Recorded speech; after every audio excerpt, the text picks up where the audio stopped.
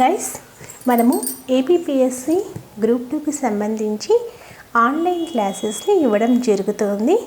మీకు ఎవరైనా క్లాసెస్ కావాలంటే వాట్సాప్ నెంబర్ 8217037454కి వాట్సాప్ చేయండి. ఏంటి బెనిఫిట్ అంటే ఆన్లైన్ క్లాసెస్ వల్ల మీకు స్టాండర్డ్ బుక్స్ అన్నిటి సమాచారం ఒక్క క్లాస్లోనే ఇవ్వడం జరుగుతుంది. మీరు ఒక లెసన్కి స్టాండర్డ్ బుక్స్ అన్నీ కూడా line by line word by word చదవాలి అంటే minimum 1 lesson 6 to 8 hours, 6 hours కూడా కాదు, 8 to 10 అవర్స్ పడుతుంది. సపోజ్ హరప్పా నాగరికతని ఇంకొక మెయిన్ బెనిఫిట్ ఏంటంటే ఎన్సీఆర్టీ పుస్తకాలన్నీ కూడా బాగా కవర్ చేయడం జరుగుతుంది. ఇటీవల కాలంలో ఎన్సీఆర్టీ పుస్తకాల నుంచి బిట్స్ ఎక్కువ రావడం జరుగుతోంది. ఓకే, ముఖ్యంగా తెలుగు మీడియం అభ్యర్థులకి ఇది చాలా మంచి అవకాశం. మనము ఏన్షియంట్ ఇండియన్ హిస్టరీ కావచ్చు, సోషియాలజీ కావచ్చు, కరెంట్ అఫైర్స్ కావచ్చు, అన్నింటికి స్టాండర్డ్ బుక్స్ మాత్రం పక్కాగా ఇవ్వడం జరుగుతుంది. మీరు కావాలంటే క్లాస్లో నేను చెప్పే పాయింట్స్ స్టాండర్డ్ బుక్స్ లిస్ట్ కూడా చెప్తాను. ఆ స్టాండర్డ్ బుక్స్ రెఫర్ కూడా చేసుకోండి. ఏ ఒక్క పాయింట్ మిస్ కాకుండా చాలా చక్కగా విశ్లేషిస్తూ మీకు అర్థమయ్యేలా, సరళంగా ఉండేలా, అలాగే అనవసరంగా ఒక్క పాయింట్ కూడా చెప్పను, ఒక్క పాయింట్ కూడా ఈ క్లాస్లోంచి మీరు మిస్ కావద్దండి. ప్రతి పాయింట్ కూడా ఎగ్జామ్కి అవసరమైంది. అలాగే అనవసరమైన పాయింట్స్ మీకు ఉండవు. అలాగే ఈజీగా జాగ్రఫీ, ఎకానమీ ఎంత ఈజీగా గుర్తుపెట్టుకోవచ్చో కూడా చెప్తాను. అలాగే స్టాండర్డ్ బుక్స్ అన్నిటినీ కూడా చాలా నీట్గా కవర్ చేయడం జరుగుతుంది. క్లాస్ విన్న తర్వాత మీరు ఇంకేమీ చదవాల్సిన పని లేదు. This is enough to you. Means నాకు 1.5 months అలా పడితే గ్రూప్ 2 మొత్తం ప్రిలిమ్స్ సిలబస్ కవర్ చేయడానికి మీకు 10 days చాలండి. నిజం చెప్తున్నాను.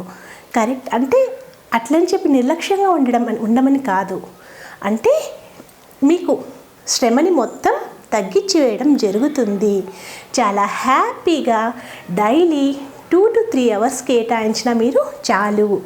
ఏ రోజు క్లాసెస్ బాగా చక్కగా చదువు, ఆ క్లాస్ ఒక్కటి విని, ఇంకా మనము ఫస్ట్ కమ్ ఫస్ట్ సర్వ్ బేసిస్లో ఒక 100 మెంబర్స్ని లైవ్ క్లాసెస్కి తీసుకోవడం జరుగుతుంది. Live class means live discussion, alternative days, daily 25-25 50 members కదా, 50-50 ఆల్టర్నేటివ్ డేస్లో డిస్కషన్. అంటే సీరియస్గా ప్రిపేర్ అయ్యే అభ్యర్థుల కోసము, వాళ్ళల్లో బాగా ప్రతిరోజు కూడా వాళ్ళని చదివించడం కోసము మరొక బ్యాచ్ 7,000 రూపీస్ అండి.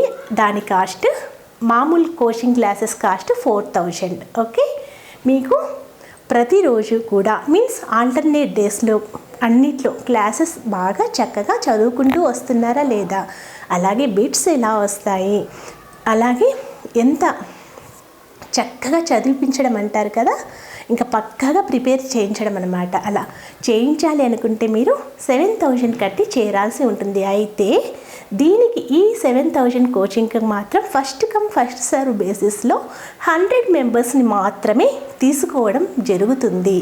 ఓకే, స్టాండర్డ్ బుక్స్ అన్నిటినీ ఫాలో కావడం జరుగుతుంది. కరెంట్ అఫైర్స్ అయితే మాత్రం నేను క్లాసెస్ ఇవ్వను, కానీ మెటీరియల్ ఇస్తాను. ప్రతిరోజు వారీగా మెటీరియల్ ఇస్తాను. Hindu, times of India, press information bureau, ఈ 3 నుంచి సమాచారం ఏది కూడా వదలకుండా మీకు ఇస్తాను. నీట్గా చదవండి.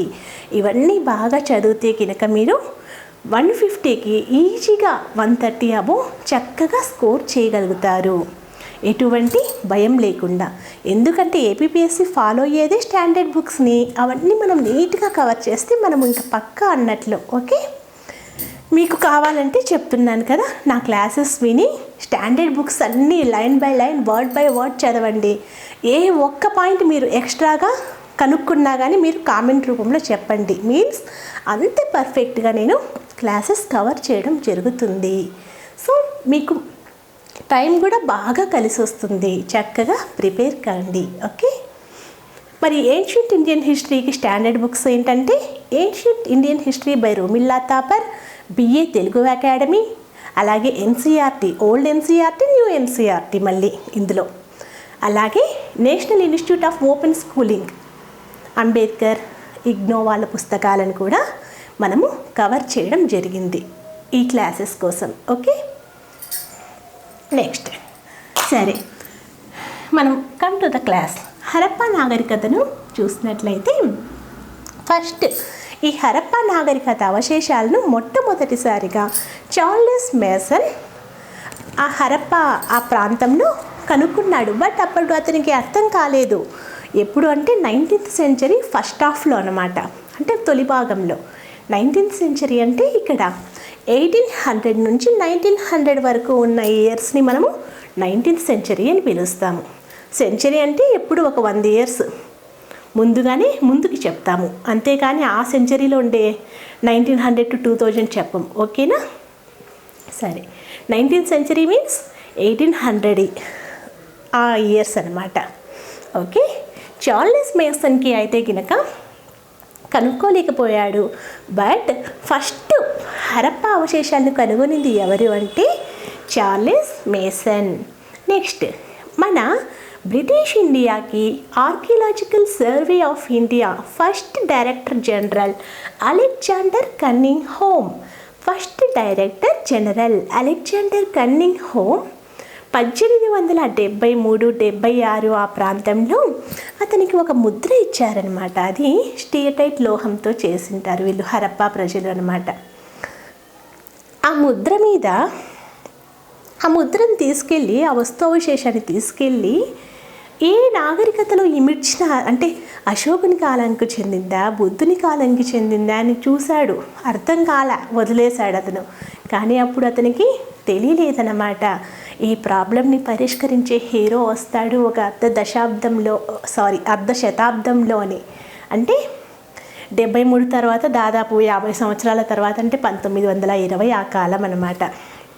వచ్చాడు హీరో. ఎవరు అంటే జాన్ మార్షల్. జాన్ మార్షల్ అప్పటి బ్రిటిష్ ఇండియాకి ఆర్కియలాజికల్ సర్వే ఆఫ్ ఇండియాకి ఇతను కూడా డైరెక్టర్ జనరల్ అనమాట. అంతే కదా, ఆర్కియాలజీ డిపార్ట్మెంట్ అంటేనే తవ్వకాలు, స్థలాలలో వెళ్ళి తవ్వకాలన్నీ జరుపుతూ ఉంటారు కదా. సో జాన్ మార్షల్ ఆధ్వర్యంలో 1921లో దయారాం సాహ్ని మొట్టమొదటిసారిగా ఈ హరప్పా అనే ప్రాంతంలో, ప్రస్తుతం పాకిస్తాన్లో ఉంది, హరప్పా అనే ప్రాంతంలో నాగరికత అవశేషాలను కనుక్కోవడం జరిగింది.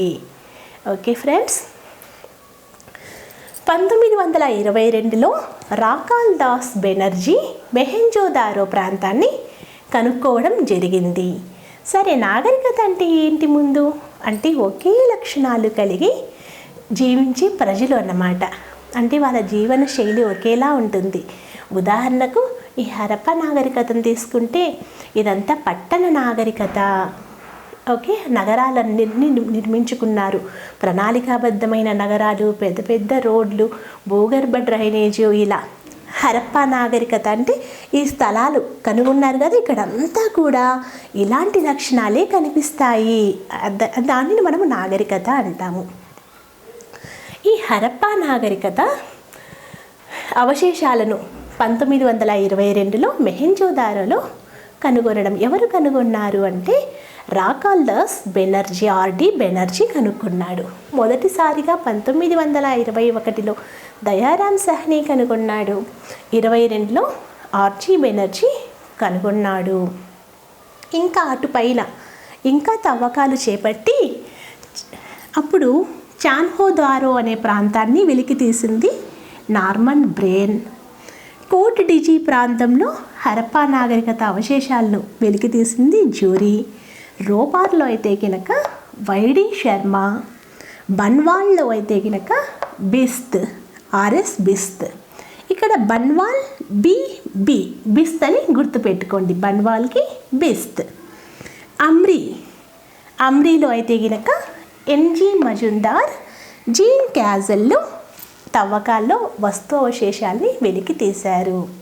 ఎందుకు హరప్పా నాగరికతగా పేరు పెట్టారు అంటే తొలిసారిగా మనకు నాగరికత అవశేషాలు హరప్పా ప్రాంతంలో లభించాయి కాబట్టి దీన్ని హరప్పా నాగరికత అన్నాము. ఎందుకు సింధు నాగరికత అని అన్నాము అంటే ఈ నాగరికత అవశేషాలన్నీ కూడా సింధు దాని ఉపనదులు జాగ్రఫీలో వస్తుంది మనకు. సింధు దాని ఉపనదులైన జీలం, చీనా, బియాస్, సట్లెజ్ ఆ పరివాహక ప్రాంతాల్లో ఎక్కువగా దొరికాయండి. అందుకని ఈ నాగరికతను సింధు నాగరికత అన్నాము. ఓకే, మరి హరప్పా నాగరికత ఏ ఏ దేశాల్లో విస్తరించింది అంటే ఆఫ్ఘనిస్తాన్, ఇండియా, పాకిస్తాన్లలో విస్తరించి ఉంది. 12 లక్షల చదరపు కిలోమీటర్ల విస్తీర్ణంలో విస్తరించి ఆనాటి నాగరికతల్లో అతిపెద్ద నాగరికతగా హరప్పా నాగరికత నిలిచింది. అంటే ఈ హరప్పా నాగరికత ఉన్న టైంలో ఆ టైం ఏంటి అంటే ఎన్సీఆర్టీ ప్రకారం తీసుకుంటే 2600 నుంచి 1900 మధ్య కాలం. ఓకేనా, బిఫోర్ క్రీస్తు. మనకు టైంని క్రీస్తు పూర్వం, క్రీస్తు తర్వాత అని విభజించినట్లయితే క్రీస్తు పూర్వం టైము కొంచెం ముందుకు వస్తూ ఉంటుంది. 2600, 2500, 2400 ఇలా చెప్పుకుంటూ వస్తాము. ఆఫ్టర్ బీసీ కాలం ఇప్పట్లాగా ఉంటుందన్నమాట. 1922, 22, 23 ఇలా వెళ్తుంది. ఓకే, సరే. బీసీఈ 2600 to 1900 మధ్య ఈ హరప్పా నాగరికత విరజిల్లిందనమాట. అలాగే రొమిల్లా థాపర్ అనే హిస్టరీ రచయిత్రి 3500 నుంచి హరప్పా నాగరికత 1750 క్రీస్తు పూర్వం అని చెప్పిందనమాట. ఆమె 3 దశలుగా విభజించింది.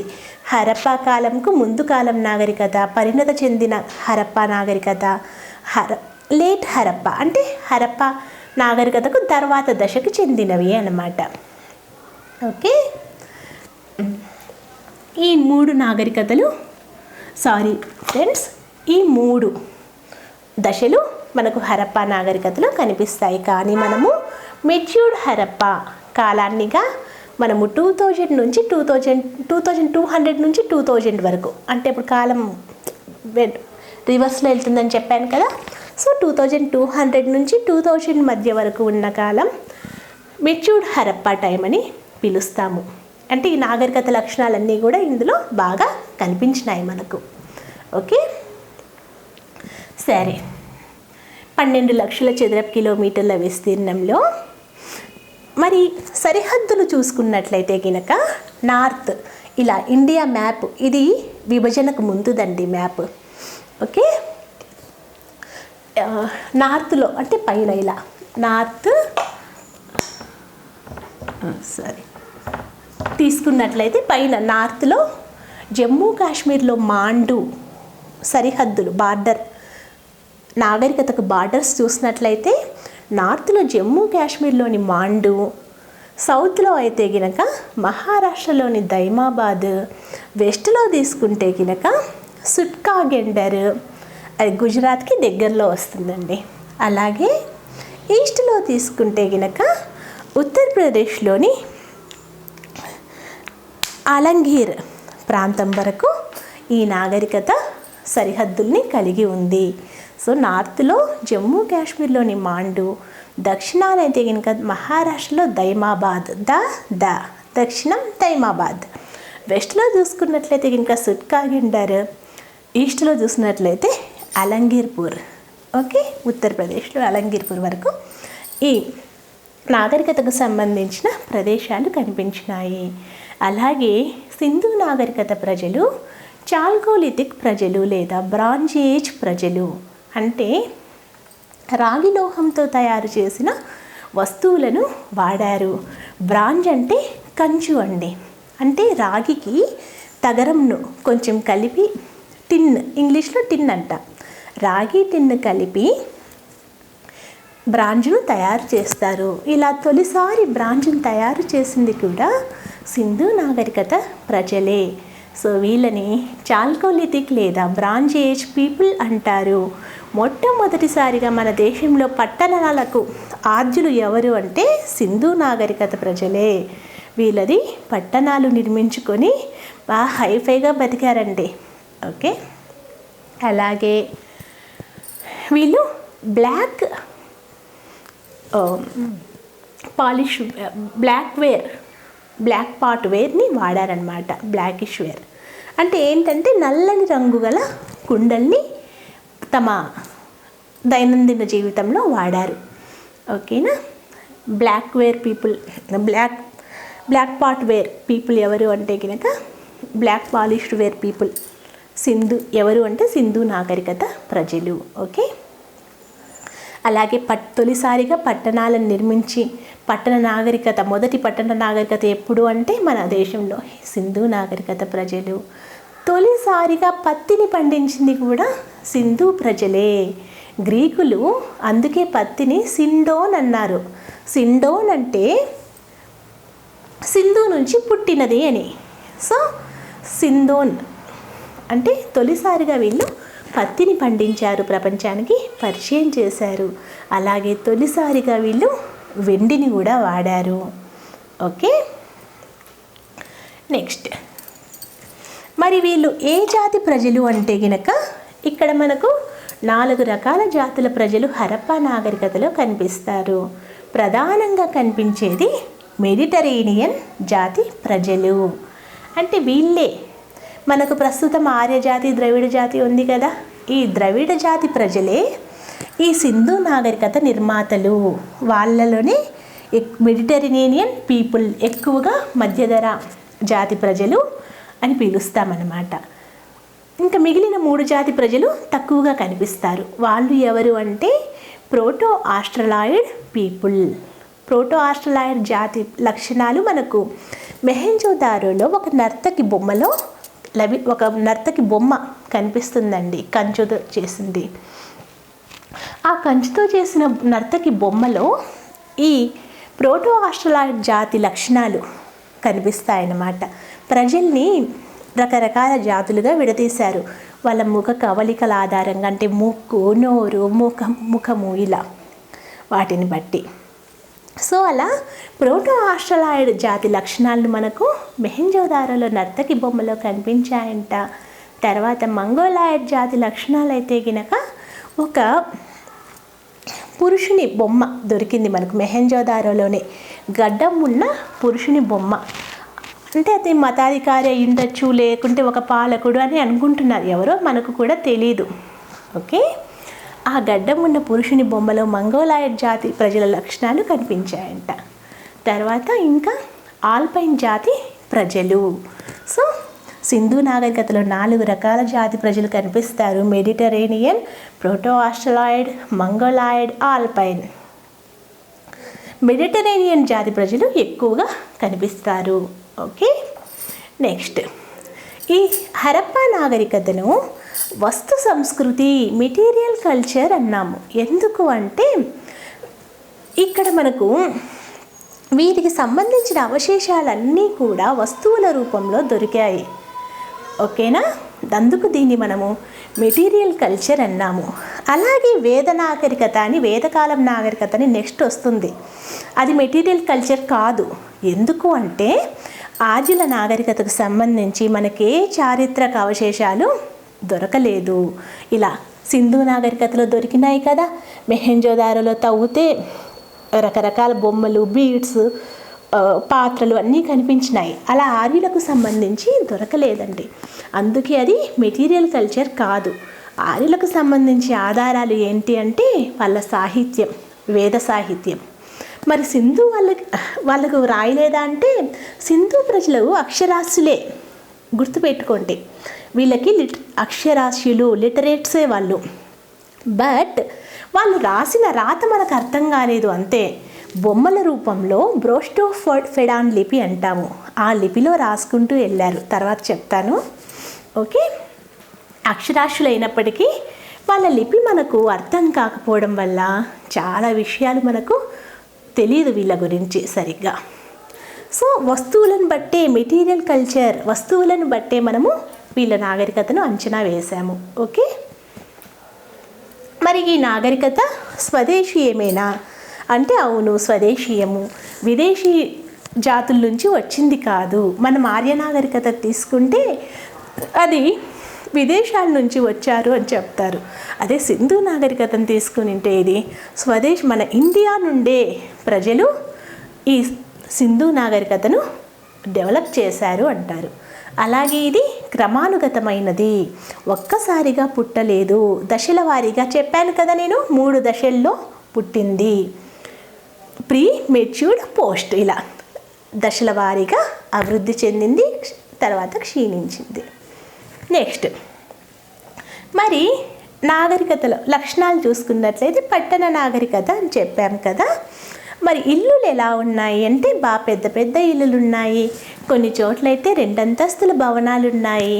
ఇటుకలను అయితే కాల్చిన ఇటుకల్ని నిర్మాణాల్లో వాడారు.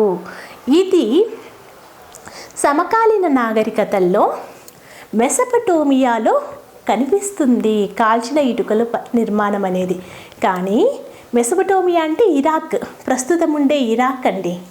టైగ్రిస్ యూఫ్రటిస్ నదుల మధ్య ప్రస్తుతం ఉన్న ఇరాక్ దేశంలో ఆవిర్భవించిన నాగరికత మెసపటోమియా లేదా సుమేరియన్ నాగరికత. ఈ నాగరికతలో కాల్చిన ఇటుకల వాడకం కొంచెం కనిపిస్తుంది, కానీ మన హరప్పా ప్రజల్లో బాగా కనిపిస్తుంది. ఇంకా ఏ నాగరికతల్లో లేదండి ఇలా కాల్చిన ఇటుకల్ని నిర్మాణాల్లో వాడడము. అంటే చూడండి, చరిత్ర మొదలైన కాలంలోనే వాళ్ళు అంత అభివృద్ధి సాధించారు. ఇటుకలు తయారు చేయడమే కాకుండా కాల్చి వాటిని నిర్మాణాల్లో వాడారు. అలాగే ఎండబెట్టిన మడ్ బ్రిక్స్ కూడా వీళ్ళు వాడడం జరిగింది నిర్మాణాల్లో.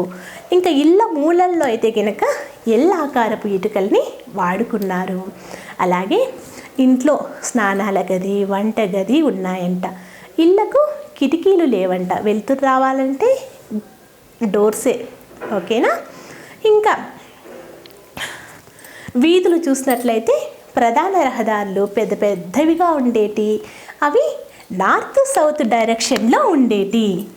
ఉత్తర దక్షిణాలుగా ప్రధాన రహదారులు ఉండేటి. సబ్ రోడ్స్ ఉంటాయి కదా, ఉపవీధులు, చిన్న చిన్న ఉపవీధులు, అవి ఈస్ట్ వెస్ట్ డైరెక్షన్లో ఉండి ఈ నార్త్ సౌత్ డైరెక్షన్లో ఉండే ప్రధాన రహదారులకు కలపబడి ఉన్నాయి.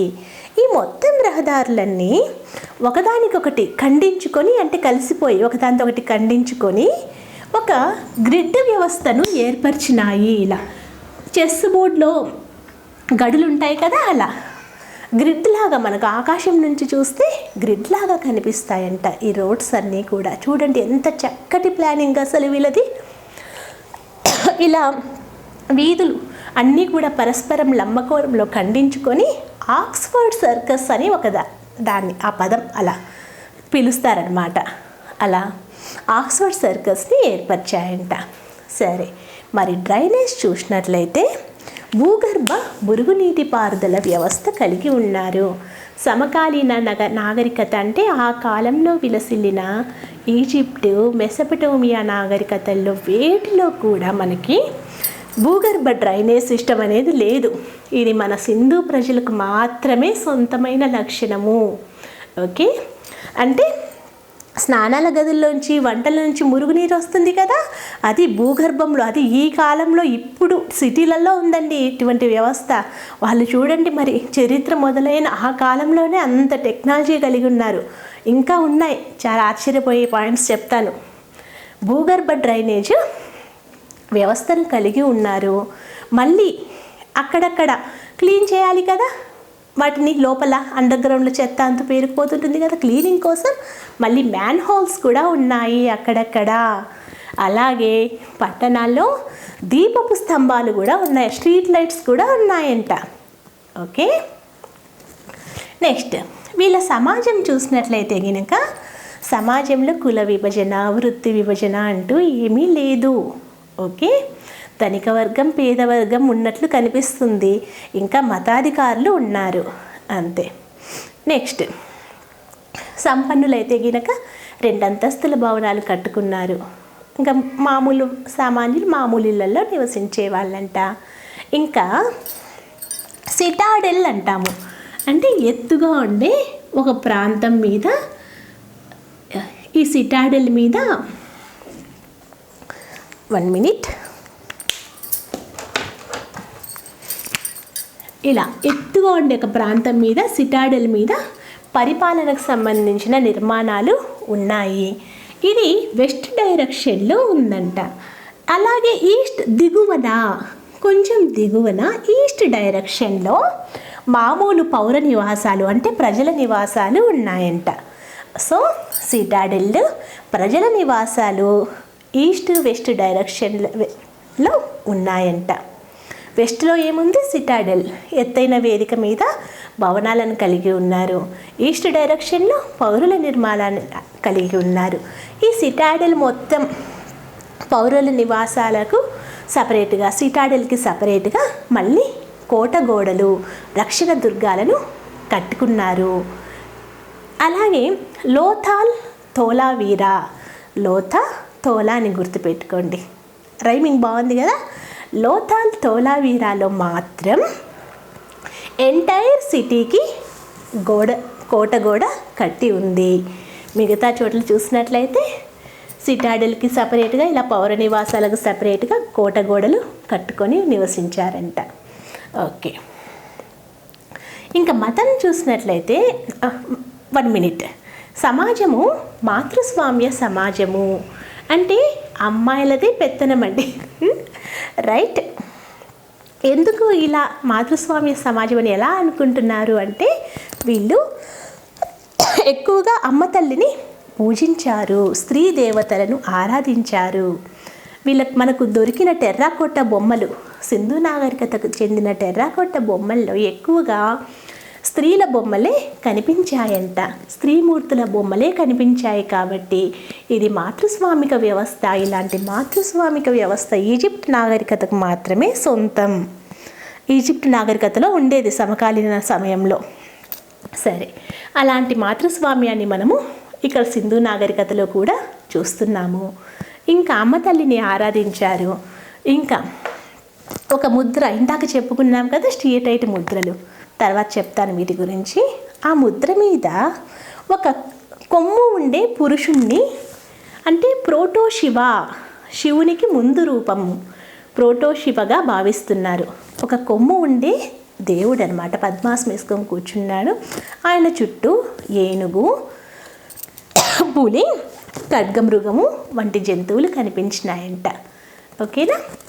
అటువంటి పశుపతి అన్నారు ఆ విగ్రహాన్ని, ఆ రూపాన్ని పశుపతి ఆరాధన ఉంది.